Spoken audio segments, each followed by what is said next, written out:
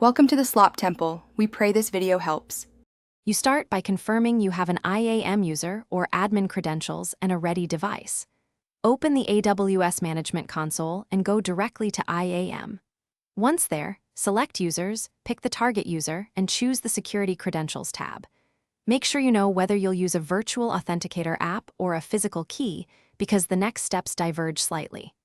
If using a phone, install a TOTP app now. If a hardware token, keep it connected or nearby before proceeding. You'll now enable the MFA device. Click Manage next to assigned MFA device and pick the correct type. If you chose Virtual MFA, scan the displayed QR code with your Authenticator app, then enter 2 consecutive 6-digit codes the app generates. If you chose a U2F key, insert and tap the key when prompted.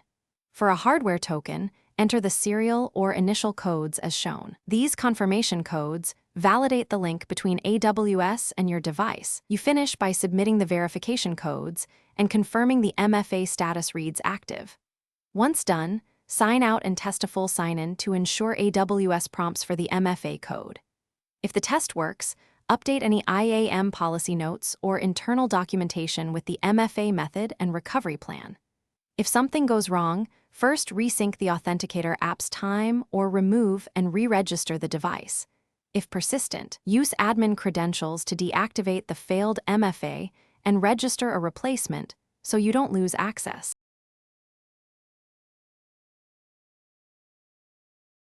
Thanks for watching. Consider subscribing if we helped you.